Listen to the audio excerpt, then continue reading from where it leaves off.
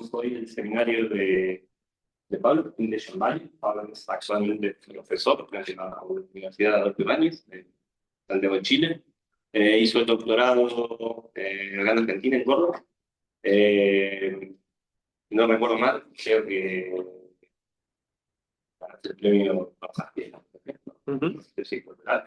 Después hizo un postdoc en Copenhague, en el Instituto Innsbruck, y realizando una Marie Curie, también, el marco Marie Curie, y de ahí estás ahora de profesor en Santiago, ¿no? Exacto. Así que, y nos va a hablar un poco de modelados de la dinámica de sólidos en discos protoplanetarios. Muchas gracias, Pablo. Bueno, no, gracias a ustedes, gracias a los presentes, gracias a los que están en Zoom también por el interés. Básicamente lo que voy a hablar hoy es sobre el modelado de discos protoplanetarios utilizando técnica avanzada de modelamiento hidrodinámico y dinámica de polvos acoplada entre ellos y mostrarles la clase de proyectos. Mi objetivo es mostrarles la clase de proyectos que se pueden hacer utilizando estas herramientas y en qué dirección estamos dirigiéndonos en el uso de estas técnicas computacionales. Un segundo que se me fue el cursor. Aquí está. Más o menos este es el outline de mi presentación. Vamos a tener una pequeña introducción, más o menos el contexto astrofísico. Eso lo voy a pasar rápido porque entiendo que todos los que estamos acá entendemos más o menos el problema que voy a discutir hoy. Después voy a explicar un poquito sobre los desarrollos recientes de técnicas numéricas que estamos haciendo para tratar este sistema astrofísico. Después algunas aplicaciones de estas técnicas a sistemas planetarios, en particular la interacción planeta-disco y la formación de discos psicoplanetarios alrededor de planetas gigantes. Y finalmente les voy a hacer un pequeño resumen con son los principales mensajes que nos tenemos que llevar de esta charla. La charla la voy a dar en español, obviamente, las slides están en inglés, por si había alguien que no entendiera español. Si alguien tiene algún problema con alguna de las diapositivas, no tengo ningún problema en parar y explicarlo, ¿sí?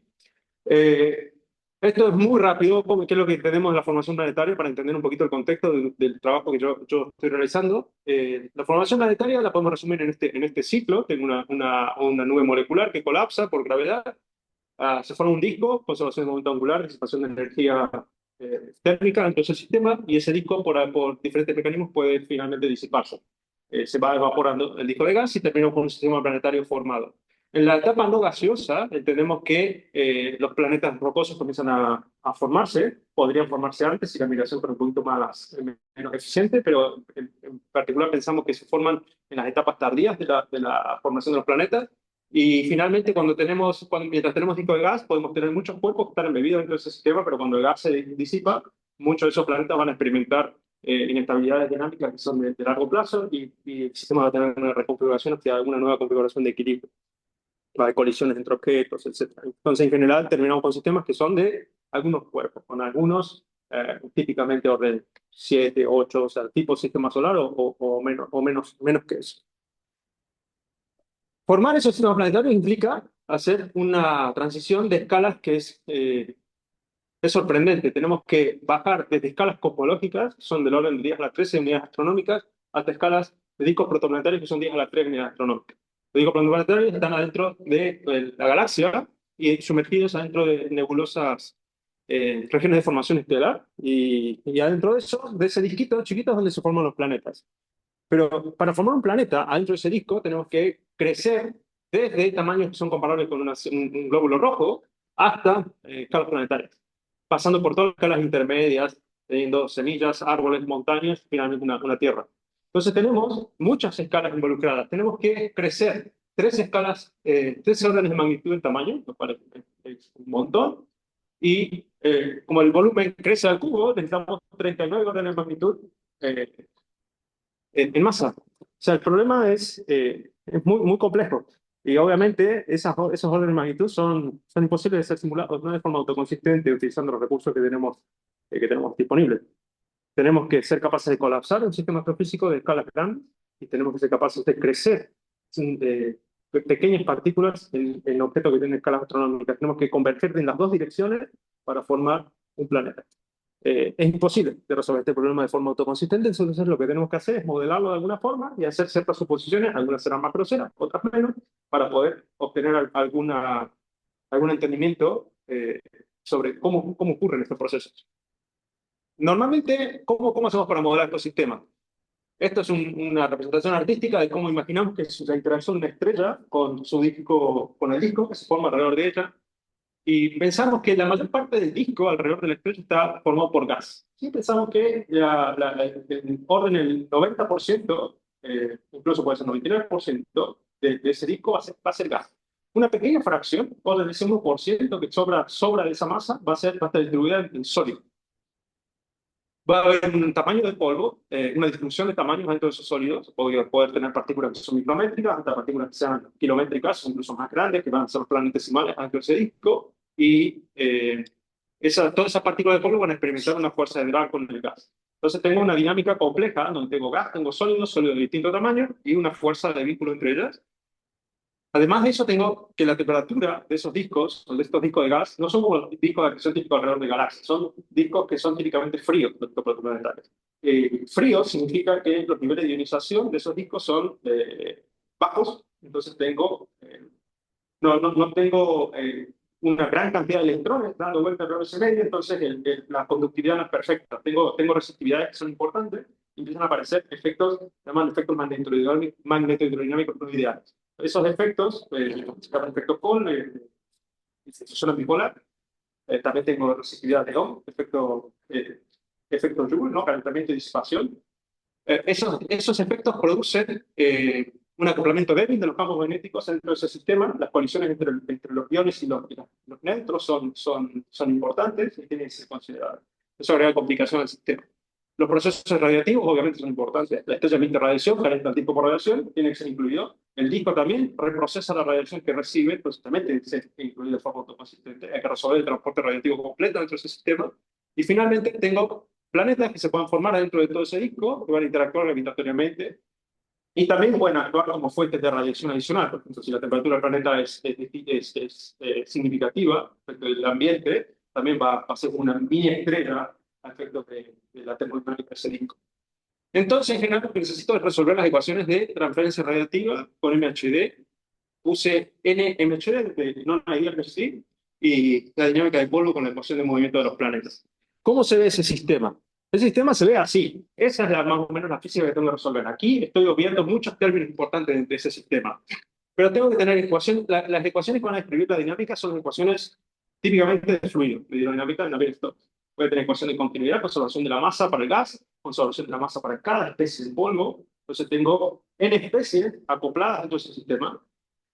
Podría tener también distintas especies de gas, ¿no? Estoy seguro que tengo hidrógeno principalmente. Podría tener alguna otra especie ahí dando vuelta y podría modelarlo también como una especie más. Polvo. El polvo acá, la ecuación de conservación de la masa, acá es igual a cero, pero podría ser distinta de cero si tuviera, por ejemplo, colisiones, fragmentación, coagulación de distintos granos de polvo. Eso transfiere masa entre una especie y otra. Si tuviera reacciones químicas entre distintas especies de gas, por ejemplo, tendría que tener fuente. Eso agrega complicación al problema. Tengo la ecuación de momento, donde tengo gradiente de presión, tengo algún modelamiento de la turbulencia de ese sistema, que es el tensor viscoso, tengo gradiente de gravedad, y tengo este término de acople. Esto es un término que acopla las especies de polvo y las especies de gas. Tengo el mismo término, pero con signo opuesto para las partículas de polvo. La ecuación de momento gas, la ecuación de momento de polvo. Tengo que tener una ecuación para la energía. Tengo la ecuación que describe cuál es el campo gravitatorio generado por ese disco de gas, la ecuación de Poisson para el disco de gas, o el gas y polvo. Y tengo la ecuación de movimiento para los sólidos, para las partículas grandes, planetas, planetesimales, etc. Además, necesito una ecuación constitutiva entre la presión y la temperatura, o la densidad, la ecuación de estado. Necesito saber cuál es la ecuación de estado de ese sistema y necesito saber cuáles son mis condiciones iniciales y mis condiciones de control. Una vez que soy capaz de definir todo eso, puedo resolver el problema. Si tengo suficiente cantidad de recursos computacionales, ¿no? Resolver este problema es difícil. Entonces, difícil no es la palabra, es carga. Es carga. ¿Sí? Se pueden resolver. Son ecuaciones que son resolubles si tenemos los modelos adecuados. Entonces, necesitamos supercomputador para resolver esta clase de sistemas. Lo que nosotros hacemos, o la decisión que tomé hace muchos años cuando estaba haciendo mi doctorado, es ir por el cálculo de GPUs. Las GPUs son una especie de clúster en escala más pequeña, donde puedo tener un clúster personal en mi computadora, Eh, Puedo también tener múltiples GPU que resuelvan el problema en simultáneo, puedo también tener un clúster muy grande de muchas GPU. El punto es que las GPU son muy densas computacionalmente, me permiten tener una gran cantidad de densidad de cálculo en un espacio reducido, en un sistema que no consume una gran cantidad de electricidad, a diferencia de tener muchas CPUs juntas. Entonces, lo que hice fue desarrollar un código, Fargo 3D, que básicamente resuelve las ecuaciones esas que les mostré con más o menos física, según el módulo que uno incluya o lo que quiera estudiar. No voy a entrar mucho en detalle acá, pero simplemente dejo esta slide por si a alguien le interesa leer esto después. Lo que sí me importa mencionar es que mañana, justamente, mañana va a ser el día para discutir esto. Voy a hacer un taller, vamos a estar con Octavio en un taller de Fargo 3D, una introducción a Fargo 3D, en donde voy a describir qué es el código, cómo se utiliza, cómo analizar los datos, etcétera. O sea, es un taller introductorio para gente que nunca utilizó el código y le gustaría experimentar con estas cosas y salir de acá pudiendo correr una simulación, por ejemplo, de un planeta y ver qué clase de interacción hace con el código. Pero ¿por qué GPUs? Eso sí quiero discutir. ¿Por qué usar GPUs para resolver este problema o esas ecuaciones que yo les mostré antes? Las GPUs, una de las razones filosóficas, diría, de usar GPUs es que obviamente necesitamos movernos hacia tecnologías que sean un poco más amigables en algún sentido con el medio ambiente. Tratar de gastar menos electricidad por unidad de cálculo que hacemos dentro en la resolución de nuestros problemas. Las GPU son muy buenas en consumir menos electricidad para hacer una igual cantidad de trabajo. Esa es una primera razón. Pero eso tiene una consecuencia, y la consecuencia es que podemos resolver, si quieren, a igual cantidad de consumo eléctrico, podemos resolver problemas que son más grandes, problemas que son computacionalmente más demandantes. Entonces, la principal razón es eficiencia energética. Son muy buenas las GPUs para resolver problemas que son locales. La hidrodinámica son ecuaciones de derivadas parciales. Ecuaciones de derivadas parciales son ecuaciones que involucran interacciones de vecinos cercanos. Cómo cambia la densidad acá depende de cómo cambia acá, no depende de lo que pasó lejos. Entonces tengo una operación local. Las GPUs están diseñadas justamente para eso, para resolver operaciones locales, operaciones píxel a píxel. Si yo puedo hacer esa biyección entre un píxel y una celda hidrodinámica, voy a poder utilizar la GPU eficientemente para resolver este problema. Eh, las GPUs están hechas para eso, exactamente. Están también diseñadas para maximizar el rendimiento por watts que se consume. Entonces, me permite construir sistemas que son más grandes. Yo puedo construir un sistema que puede tener mayor capacidad de cálculo utilizando menor cantidad de electricidad, puedo tener más de esas GPUs trabajando en un mismo lugar o a una cantidad, a misma cantidad de consumo eléctrico. Entonces, al final del día, tengo un sistema que es más poderoso. Y esa es la principal razón. Bueno, ahora se acabó la introducción.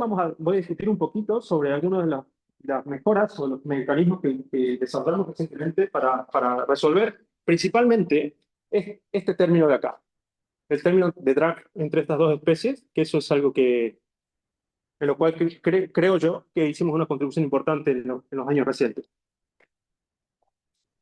Voy a discutir el problema multifluido general. ¿Qué significa un problema multifluido? Un problema multifluido es un problema donde yo quiero resolver la ecuación de continuidad, la ecuación de momento acoplada para empecemos por simplificar el problema para dos especies. Tengo gas y polvo. Son cuatro ecuaciones, en realidad son más porque la ecuación de momento es vectorial. Son cuatro ecuaciones para el gas y cuatro para el polvo. Tengo ocho ecuaciones que tengo que resolver acopladas. Ahora, existe una técnica, no voy a entrar en detalle, no tengo el tiempo lamentablemente acá, pero existe una técnica para resolver esta ecuación que se llama operator splitting. Se puede demostrar que esta ecuación se puede resolver en dos etapas. Una primera etapa en donde resuelvo toda esta ecuación sin este término de acople, y después resuelvo la ecuación en otra etapa que involucra solo el término de acople, donde la condición inicial para esta etapa viene dada por la solución de la etapa anterior. Entonces, primero resuelvo esta como si no existiera el acople y uso el output de esta ecuación como input para esta otra, y eso me da una solución que es a primer orden del tiempo. Eso se llama operator splitting. Entonces, con todo esto Fargo 3D, o sea, el código que ya existía, la hidrodinámica clásica, resuelve esta parte. Entonces, lo único que tengo que desarrollar, eso es lo que quiero al menos convencerlos con esta explicación, es que lo único que necesito enfocarme es en resolver esta ecuación diferencial para entender cómo resolver la copia entre especies de gas y polvo. La forma de esa fuerza es lo que escribí antes. Si yo tengo n especies, en general tengo una sumatoria de las velocidades de un coeficiente, que es el coeficiente de colisión entre dos especies, gas y polvo, o gas y polvo uno, gas y polvo 2, gas y polvo 3. Tengo una matriz de colisiones que me dice cómo es esa interacción entre dos especies diferentes y depende de la velocidad relativa entre las especies. Por ejemplo, un ejemplo concreto es, acá en la atmósfera, la fricción de un objeto, una bolita en la atmósfera, es una fricción que se llama de Stokes, que es proporcional a la velocidad relativa de la partícula con el medio al cuadrado. Ese es el coeficiente de fricción típico. Sí. Quizás por lo que resolver esa cosa separado es más eficiente. No, no más eficiente. Lo que quiero decir es que quiero simplificar el problema. Quiero encontrar un método para resolver la ecuación más sencilla posible. Si yo hiciera un método para resolver todos juntos, sería un poquito más engorroso. Entonces, quiero convencerlo que yo voy a solo discutir y resolver esta, pero la consecuencia es que si yo solo sé resolver esto, yo puedo resolver toda la copia junta. ¿Está bien? Este es el coeficiente de fricción. En discos protoplanetarios es típicamente lineal. Alfa es una constante. ¿Sí? Una constante que depende de algún parámetro del disco. Lo importante es que no es constante frente a la velocidad. No depende de la velocidad. Eso es lo que quiero decir, a primer orden. Según el régimen puede depender de la velocidad, entonces estamos en un régimen cuadrático. Hay diferentes regímenes. Toda la física de la colisión está metida en alfa. ¿Sí? La alfa me dice cuál es el tamaño de la partícula, me dice exactamente cómo intercambia momento una partícula con el medio. Ahí está toda la física de esa colisión. Bueno, entonces, esa ecuación diferencial, tengo que resolver esa ecuación diferencial. Esa ecuación es súper fácil, es una ecuación ordinaria de primer orden. La puedo resolver de forma analítica si quiero. Es un sistema de ecuaciones ordinarias. Puedo encontrar la matriz que describe ese sistema, encuentro su diagonal, ¿no? Encuentro la matriz de los autovectores, los autovalores del sistema y escribo la solución. Se puede hacer. El problema es que es costoso. Es costoso de hacer. Encontrar esa matriz de autovectores es complicado, diagonalizar el sistema puede ser caro cuando n es muy grande. Otra forma es resolverlo usando un método explícito. Método, por ejemplo, para fijar una idea, método Euler, primer orden. El problema es que esos métodos tienen una condición que se llama condición CFL.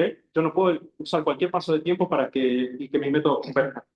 Y en particular, esa condición CFL se puede demostrar que es inversamente proporcional a alfa del coeficiente de colisión, y al gas. Se llama, este parámetro de epsilon es la razón entre la masa de gas, la masa de polvo y la masa de gas. O sea que en regiones donde tengo mucho polvo, o regiones en donde tengo polvo que tiene una tasa de colisión muy alta con el gas, el paso de tiempo se tiene que ir a hacer.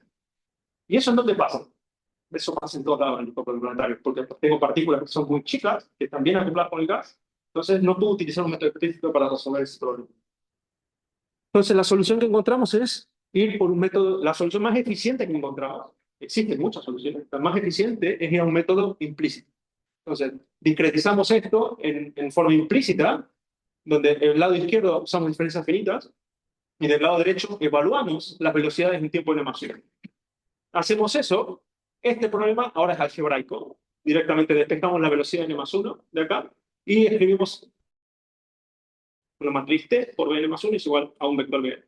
Entonces, lo único que tengo el problema es que se resuelve encontrando la inversa de esta matriz T. Ahora, lo difícil es demostrar que esa inversa, para un problema general, y esa es nuestra contribución, es mostrar que esa inversa existe siempre, o sea, que el problema es bien comportado, ¿sí? Que tiene solución y tiene propiedades que sean buenas. Entre las propiedades buenas de ese método, lo que encontramos es, por ejemplo, que esa matriz T es una matriz, se llama matriz no singular, es una M-matriz, una matriz muy especial, que tiene muchas propiedades que son súper interesantes. En particular, esas propiedades son que T no es singular. Entonces siempre vamos a encontrar solución no trivial para este problema. Siempre, independientemente de los parámetros del problema, esa solución existe. El método se puede probar que si yo aplico esta matriz muchas veces a este sistema, se puede mostrar que el problema va a ser asintóticamente y incondicionalmente estable. Entonces nunca voy a tener problemas de estabilidad numérica con este método. Conserva un momento. O sea, otra pregunta que yo me puedo hacer es, si yo encuentro la velocidad nueva, encontrando la inversa de esta matriz, y calculo ahora el momento nuevo después de ese paso de tiempo, el momento nuevo igual al viejo, la respuesta es sí. Eso es importante también de verificar. Converge a la solución correcta también. Tengo que asegurar, por ejemplo, que si yo tengo, esto es velocidad en función del tiempo, para tres especies de polvo, y están colisionando entre ellas. todas estas, por colisiones mutuas, van a converger hacia una velocidad media, no es media, la palabra es incorrecta, convergen a una velocidad, que es la velocidad del centro de masa. Si esto conserva momento y todo converge a una sola velocidad, la velocidad a la que converge tiene que ser la velocidad del centro de masa. Eso también lo pudimos demostrar. Para cualquier, o sea, el operador T, para cualquier sistema, converge a la velocidad del centro de masa. Y finalmente, bueno, tenemos análisis de errores, no voy a discutir eso. Este método también mostramos que se puede aplicar a coeficientes de fricción que son no lineales. Ahora, hasta acá es complicado. Este es el operador general. Acá yo estoy asumiendo que tengo colisiones de todos con todos. Tengo n especies que colisionan con n especies. O sea, es un problema complicado. Pero el polvo en los discos protoplanetarios es más sencillo. Se comporta de forma más simple. ¿Cómo se comporta el polvo? La densidad de polvo normalmente, hay regiones donde esto puede violarse, pero normalmente es suficientemente baja como para poder despreciar colisiones de polvo con polvo. ¿Sí? Es una suposición. Si tengo que incorporar colisiones polvo con polvo, también tengo que considerar fragmentación, coagulación, etc. En general, eso lo puedo modelar como una sobrecapa de esta dinámica. Y lo que puedo decir es, el polvo I no va a colisionar con el polvo J. Entonces eso me simplifica mucho el sistema y ahora se puede encontrar, haciendo un poquito de cálculo, se puede encontrar una inversa para esa matriz T. Y esa inversa ahora me sirve para escribir la solución analítica para ese método implícito. Entonces ahora en vez de encontrar la inversa de una matriz, simplemente tengo que evaluar una expresión. Encontrar la inversa de una matriz es una operación que escala con n al cubo, n siendo la dimensión de la matriz.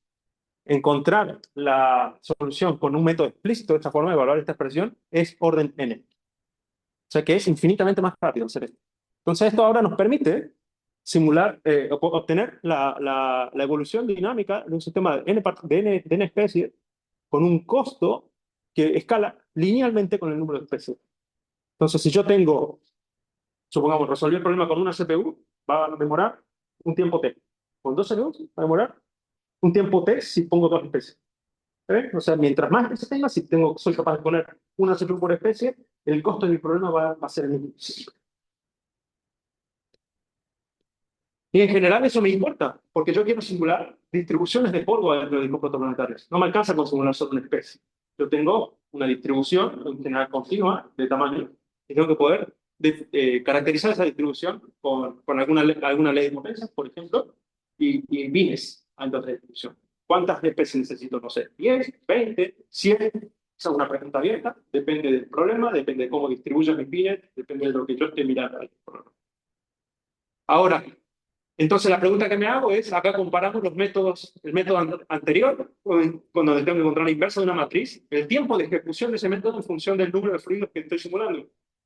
Entonces, el método viejo inicialmente escala con 2 a la punto 3, con el n a la punto 3, para n muy grande escala como n al cubo, que es como escala la inversa de una matriz, y el nuevo método escala linealmente con él. Entonces, si yo tengo n CPUs, o sea, a medida que incremento el número de fluidos, voy incrementando el número de CPUs que tengo para resolver el problema, esa curva va a ser siempre constante. ¿Qué es lo que digo acá? Linear scaling with number, el scaling lineal con el número de fluidos sugiere que puedo paralizar este problema y mientras más recursos computacionales tenga, voy a poder simular distribución de polvo tan grandes como yo quiera. Y además, ese scaling lineal me permite paralizar por fluidos. Es lo que estoy diciendo. Puedo mandar un fluido a cada una de las CPUs. Entonces, ahora en hidrodinámica, lo que hacemos es, si yo tengo un disco, por ejemplo, puedo paralizar este disco por dominio, esto se llama composición de dominios, puedo asignar distintos anillos a cada uno de los recursos computacionales que tengo, cada una de las GPUs, y además puedo crear discos de distintos colores, cada uno particionado, y a cada color le asigno también recursos de cómputo. Entonces puedo paralizar el código de dos formas, por dominio y por fluido. Entonces esto me permite resolver problemas enormes si tengo los recursos suficientes. Bueno, esto lo voy a comentar muy rápido. Hasta acá es mi explicación para primer orden. Si yo quiero ir más allá de primer orden, también se puede hacer. Y eso es algo que hicimos junto con Leo. Lo que hicimos fue desarrollar ahora un método, no a primer orden implícito, sino algo que se llama un método de Ruth-Ecuta implícito, diagonalmente implícito. y se puede demostrar que ese método, este es orden 2, se puede mostrar que se puede reescribir de una forma tal que todas las propiedades de nuestro método de primer orden se pueden aplicar a este método de segundo orden. Entonces, de nuevo, con condiciones detectables, converge a la velocidad de masa, etcétera, etcétera. Converge a la velocidad, a la velocidad sintótica del problema. En este caso, un poquito más complicado que la velocidad del centro de masa. Importante es que todas las propiedades se cumplen. Y otra propiedad importante es que, de nuevo, se puede encontrar una solución analítica para resolver, al menos para interacciones de gas con polvo, que escala linealmente con el número de especies. Y para referencia, esta curva acá azul es el scaling del método que está implementado en Athena que escala con n cubo, ¿sí? Porque requiere invertir una matriz dentro de ese sistema. Entonces, ¿cuáles son los mensajes de esta parte de la charla? Tenemos métodos que son asintóticamente y acondicionalmente estables, que pueden resolver la dinámica autoconsistente de polvo con gas. Esto, lo aclaro, no es solamente restringido a simulación hidrodinámica. Todo esto es simplemente para resolver esa ecuación tan sencilla que mostré. La derivada de B respecto a T igual a una matriz de colisiones por delta. Eso aparece en muchos sistemas físicos diferentes. Tenemos solver a primer y segundo orden, que escalan de la misma forma. Soluciones analíticas nos permiten reducir ese solver a un scaling lineal, lo cual no es trivial. No es trivial escribir un método implícito como con un scaling que sea lineal en el número en la dimensión de mi sistema. Y entonces, ahora simular distribuciones de polvo es simplemente una cuestión de si tengo los recursos computacionales o no. Cuando yo tengo un sistema que escala con n cubo, como lo mostré antes, no importa, yo puedo ir siempre a una cantidad muy grande de procesadores que el problema va a saturar muy rápido, porque n cubo crece muy rápido respecto al número de procesos que yo puedo usar. Pero si crece linealmente, no estoy limitado por recursos de cómputo. Si yo tengo 10.000 CPUs, puedo simular 10.000 especies. Sí, de la ignorancia. No, soluciones a segundo orden.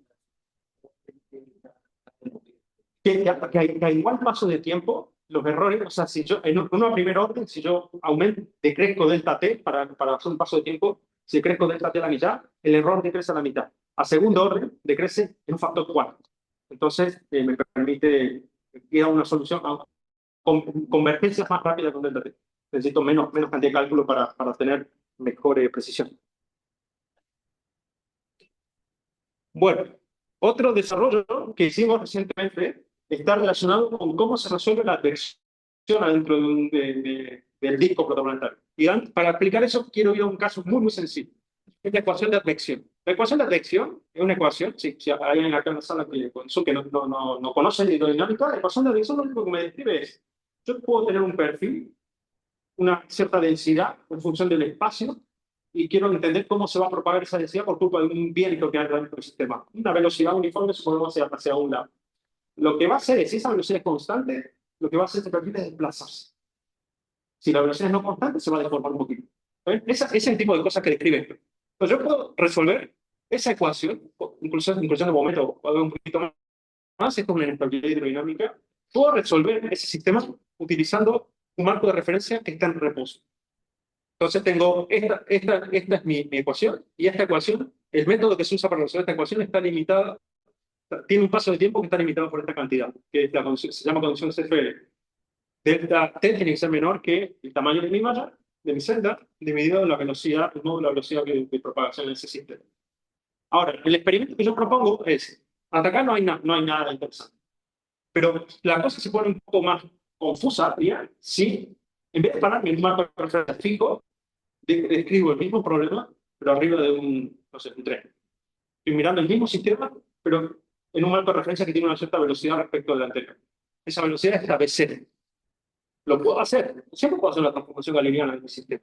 Entonces, ahora agarro los mismos solvers que yo tengo, los mismos métodos numéricos que tengo para resolver esta ecuación, y la resuelvo.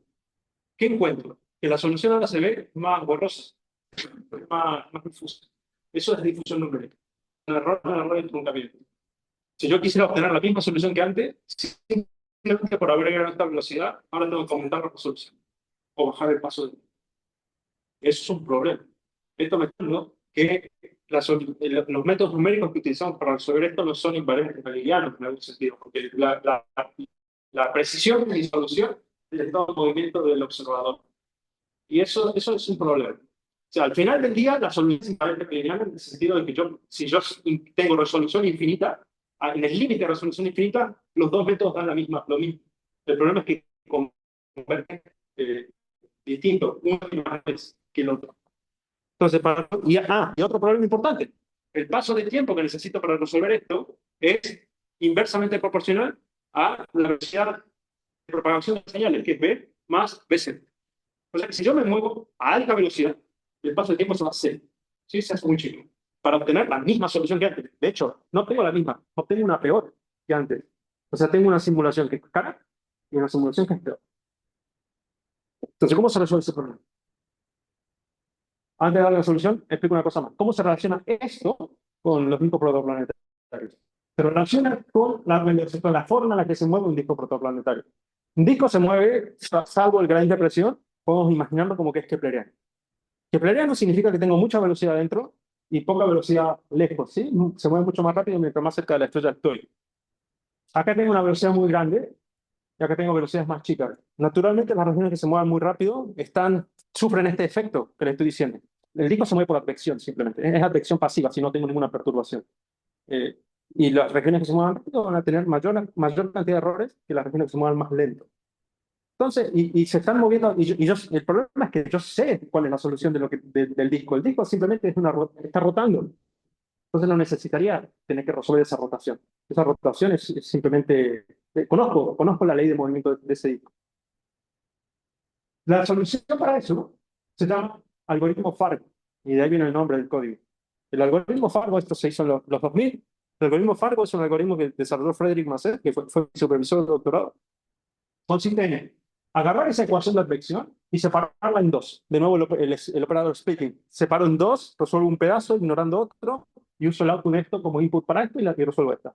Entonces, haciendo eso, puedo aplicar acá la distributiva con la velocidad y reescribir esto. Esta velocidad es una constante, entonces la puedo sacar de acá. Entonces, tengo dos ecuaciones. Una ecuación de advección sin esa velocidad que me molesta y una ecuación con la velocidad que me molesta. Pero el punto es que esa velocidad que me molesta, ahora como es constante, la puedo sacar de la derivada y tengo esta ecuación. Esta ecuación tiene solución analítica. Y la solución analítica de esa ecuación es esto, lo que yo les dije recién. Si tengo un perfil, la solución es que ese perfil, como esa velocidad constante, se mueve hacia la derecha de manera inalterada. Es simplemente un shift, un desplazamiento del perfil inicial. Entonces, cualquier solución en el espacio y en el tiempo es igual a la función en su estado inicial, pero desplazada en el espacio una cantidad x menos b por t. Eso es lo que representa este dibujo, esa forma funciona. Entonces, esta parte que es la que induce difusión y la que hace que el paso de tiempo sea muy chica, la resolvemos analíticamente y usamos esa solución y la metemos aquí, en la parte advectiva normal, y acá resolvemos el problema en el marco de referencia del fluido, si quieren. Nos sacamos de encima esa velocidad grande de fondo. Eso es fácil. Hacer este desplazamiento es trivial para discretizaciones que son uniformes. Si yo supongamos que tengo una malla en donde tengo mi perfil y lo quiero desplazar. Yo siempre puedo elegir un paso de tiempo tal que el desplazamiento sea múltiplo del tamaño de las celdas. Siempre puedo mover mi señal a una cierta cantidad hasta que coincida con mi malla. Entonces es trivial hacer eso en una malla uniforme. Pero en una malla no uniforme, si yo tengo espaciamientos que no son regulares en el espacio, no existe un delta t tal que toda mi señal siempre va a ser un múltiplo del número de celdas.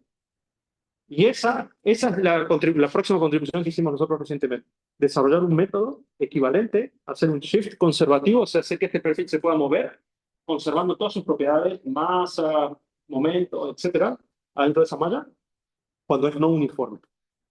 Entonces, lo que hicimos fue, el método lo voy a explicar muy brevemente, consiste en lo siguiente.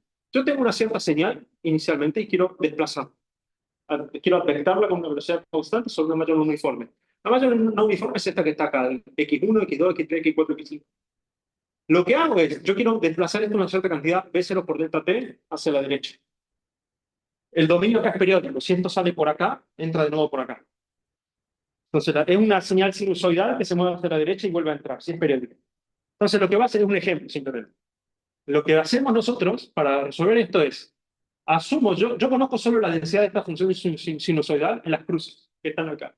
Lo que voy a hacer es, primero, tengo que reconstruir esa señal de alguna forma usando algún método interpolatorio dentro del dominio. Y acá estoy usando una interpolación lineal.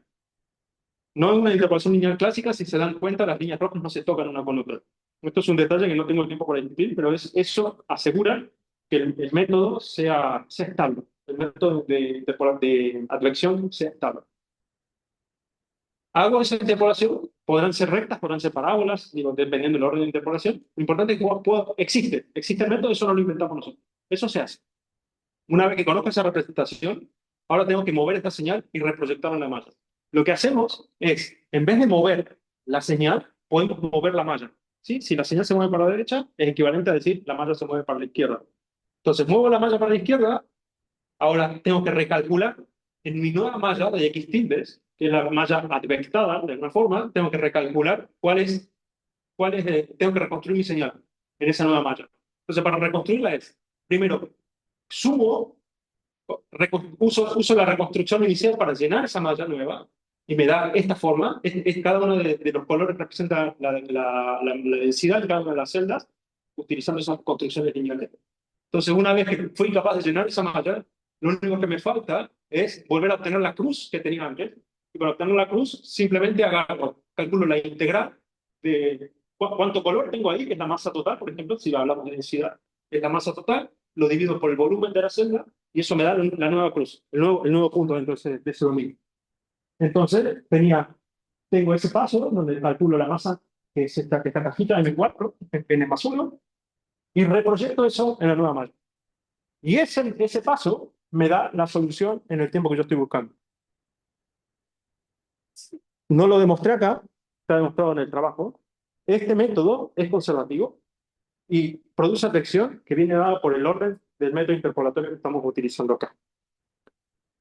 Eso nos permite aplicar ahora atracción orbital, ese algoritmo eficiente y preciso para detectar las cantidades en mallas que son no uniformes, que tienen esta forma de acá. Que tengo un planeta y tengo un refinamiento en torno al planeta, donde me interesa tener más resolución y podemos detectar esto con un paso de tiempo que es significativamente más grande de lo que sería si no tengo este método. A método de comparación, RAM es lo que así se llama nuestro método, que es Rapid Advection Method para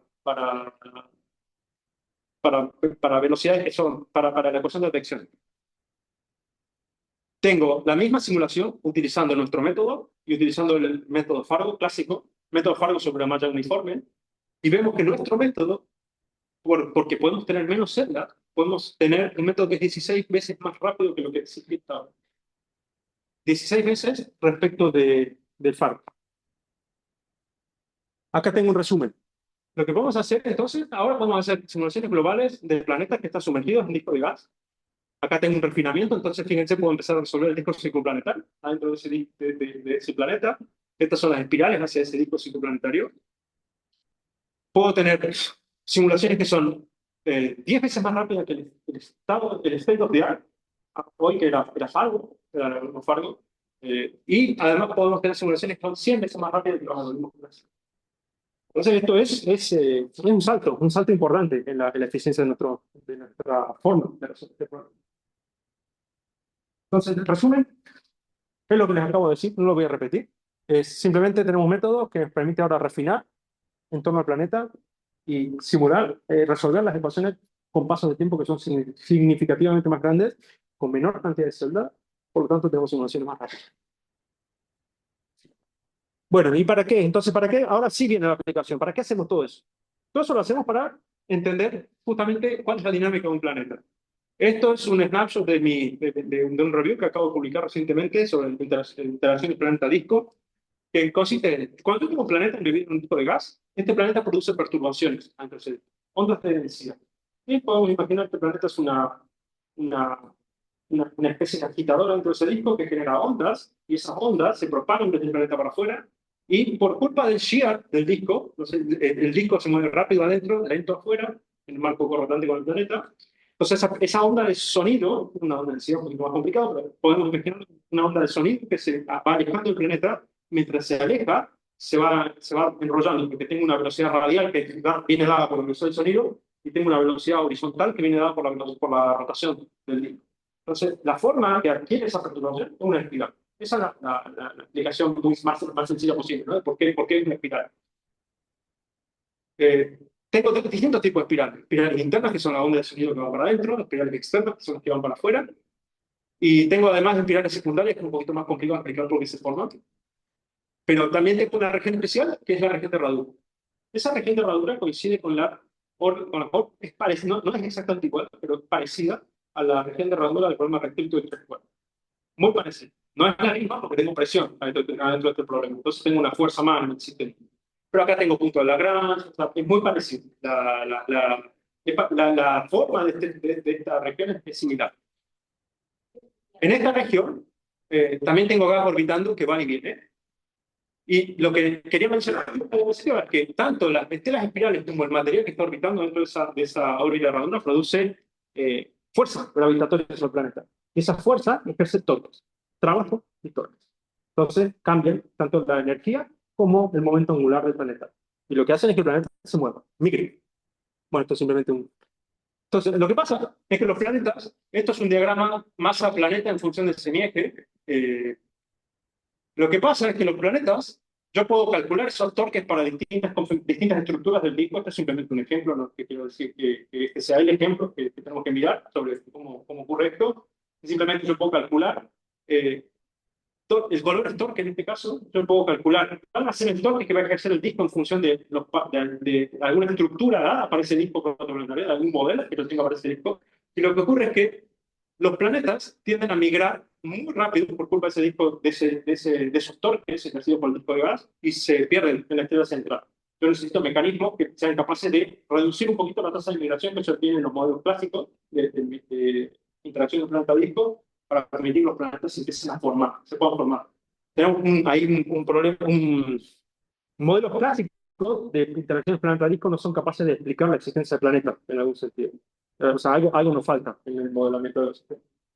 Y dentro de eso que nos falta, una de las cosas en las que yo estuve trabajando recientemente es torque de polvo. Cuando yo incluyo partículas de polvo con las del gas, el diagrama anterior que les mostré era solo gas, cuando yo incluyo el polvo, lo que ocurre es que la combinación del movimiento del polvo dentro de ese disco con el torque del planeta genera un déficit de polvo en una región y nada en la otra. Entonces el planeta acá se está moviendo en esta dirección.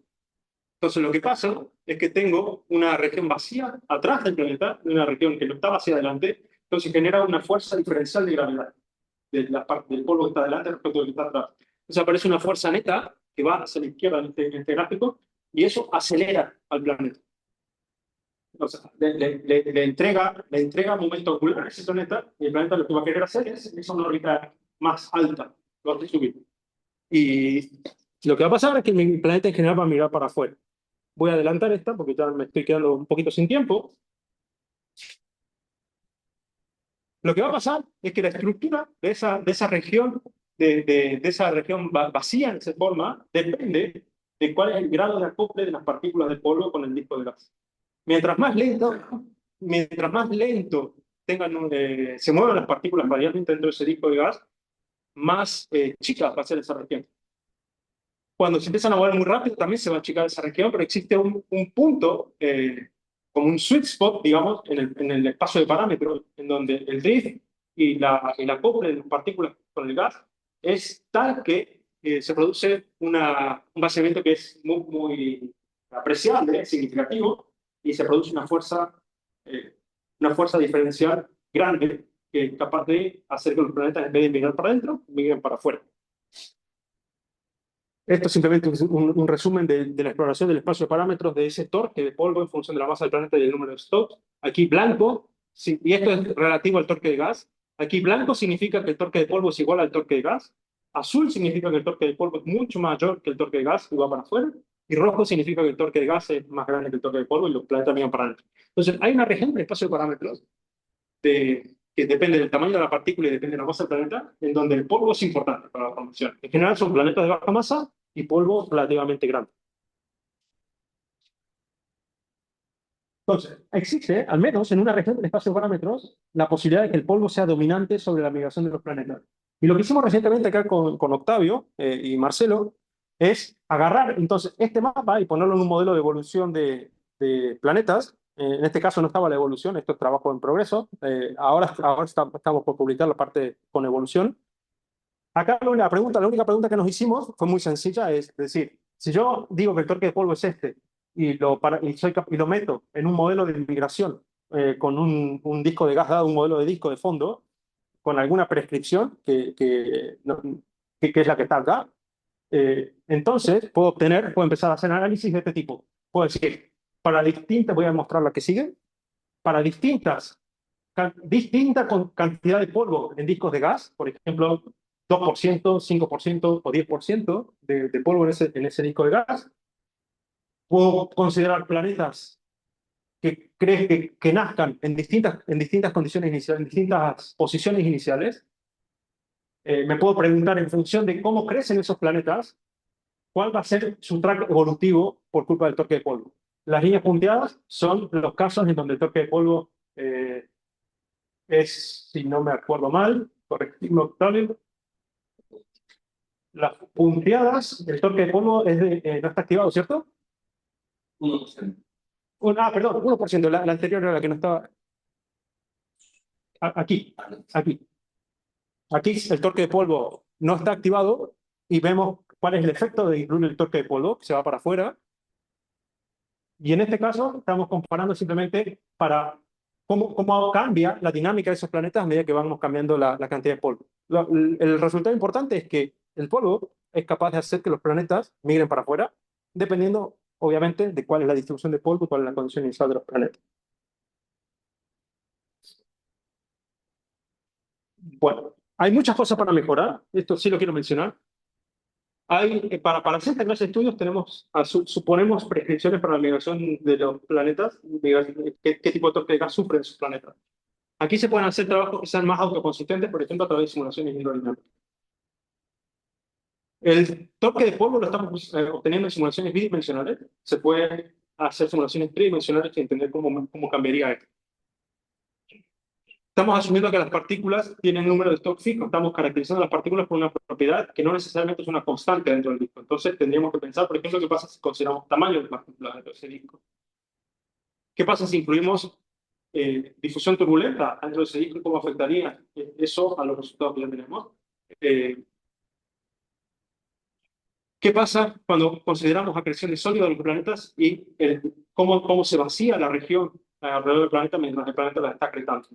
Eso ahora hay trabajo en progreso de algunas personas y eso tiene el potencial de cambiar bastante los resultados que obtuvimos nosotros. ¿Qué pasa, por ejemplo, si hay fotoevaporación? Eso es algo que estaremos respondiendo próximamente. Y finalmente, ¿qué pasa si incluimos más de un planeta dentro de ese sistema? Cuando tengo muchos planetas, las perturbaciones del polvo son altamente no triviales. Bueno, último ejemplo, ya voy concluyendo.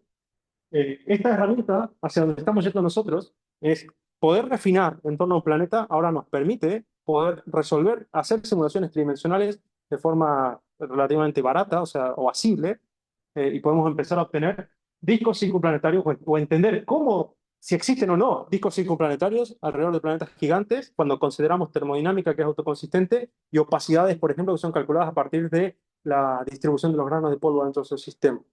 Esto es un snapshot de un paper que lideró Leo tenemos un disco global y este disco global tenemos acá refinamiento y podemos analizar opacidades, por ejemplo, tasas de acreción y existencia o no de discos circunplanetarios. Voy a ser muy rápido acá. Acá recientemente hicimos una imagen en donde agarramos ese disquito que se formó ahí y le pasamos un código de transferencia radiativa muy sencillo.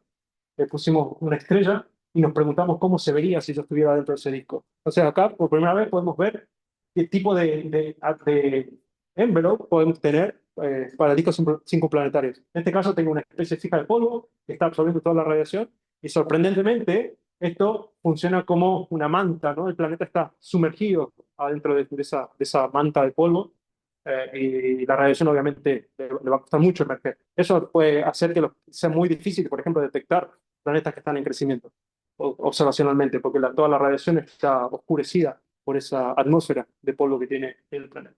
Y además podemos ver que ese disco tiene wakes. Esos wakes son, o estelas espirales, son producidas por polvo. Colaboradores, esto lo quiero comentar, por si hay algún interesado también en contactar a estas personas que están trabajando en estos temas. Actualmente estoy trabajando con Ximena en la Universidad Mayor, en Chile. Su expertise es principalmente dinámica de sistemas planetarios, también combina hidrodinámica con los métodos que estamos desarrollando. Y Leonardo, que se incorporó recientemente a la Universidad de Concepción.